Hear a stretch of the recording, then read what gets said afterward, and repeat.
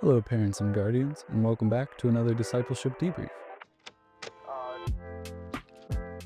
So, this past Sunday, we returned to our series in Mark after taking the week off for Thanksgiving.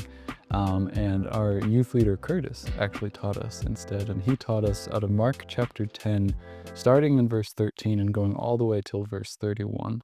And so he covered two separate passages. 13 to 16 is titled "Let the Children Come to Me." It's a story about Jesus and his disciples are rebuking these families for trying to bring their children to Jesus, and Jesus then rebukes the disciples for rebuking the families and tells them, "Let the children come to me."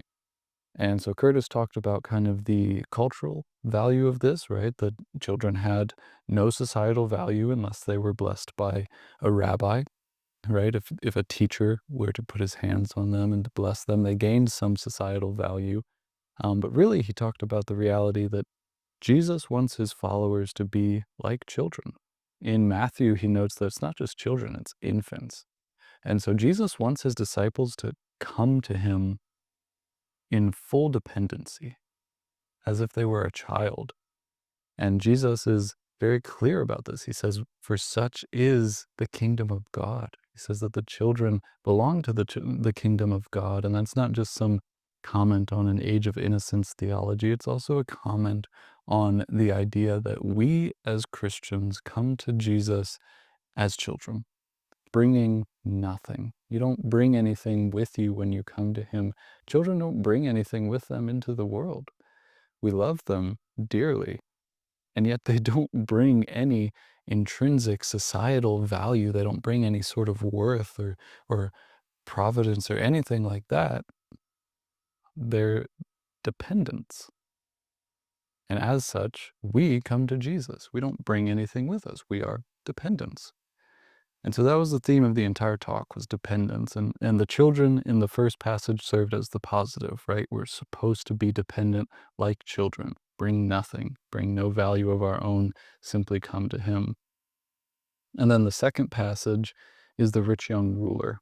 And the rich young ruler served as the negative example of dependence, right? Where the rich young ruler, he comes to Jesus and he says, "Good teacher, what must I do to be saved?"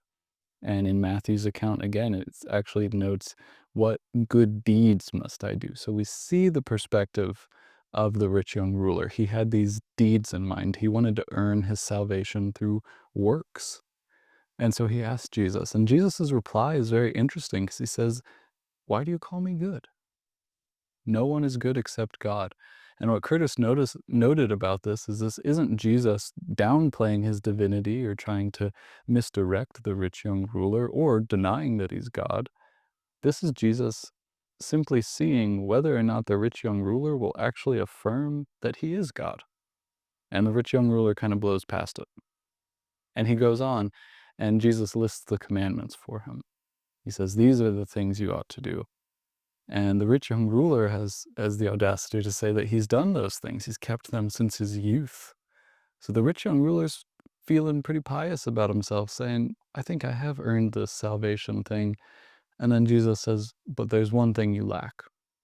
He says, "Go and sell all that you have, give it to the poor, and follow me." And the rich young ruler leaves, saddened. He's deeply saddened by what Jesus says. And we see in this the opposite side of dependence. The rich young ruler was not dependent on Christ, and Christ is hitting him with these questions and these comments to peel away at that, to reveal that reality. He wants to be dependent upon himself for salvation, and he's fully dependent on his wealth for his security. He's deeply saddened by having to give up this thing that makes him feel safe to follow Jesus, and so he leaves. And so we see from this that we really ought not to be like the rich young ruler. We shouldn't have something that is our security outside of Christ, that we're dependent on so fully in that way. Because he was dependent on something still. He was just dependent on himself. He's dependent on his good deeds and on his wealth, and that's what he thought would get him into the kingdom of God. But it's coming to him like children that gets us into the kingdom of God. So to follow up on this week with your students, I would tell you that you definitely should reread this passage. There's a lot going on. It is like 18 verses after all. So reread this passage and ask your student, what does it mean to be dependent on God? That was kind of Curtis's main question that he opened with and the main thing he explored throughout the lesson. So what does it mean to be dependent on God? And for the application, are you doing it? Are you doing it? Are you dependent on God? Do you acknowledge that you bring nothing to the table? You're not earning your salvation. You're not buying your way into heaven. You're not safe in anything other than Christ.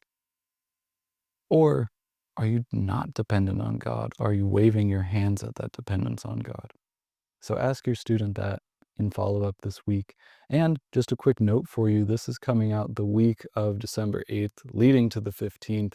The 15th is our Christmas party. We're really excited for it. It's the last youth group of the year. We take a couple weeks off for the holidays. So please, it is 5 to 7 here at the church. Please bring your students. There's a white elephant gift exchange. It's a gift under $10. Get them to bring one of those with them as well. It's going to be a great time. I'm really excited for it. I hope to see each and every one of your students there. But that is all I have for you this week. If you have any questions, concerns, comments, anything like that, reach out to me. Otherwise, see you next time.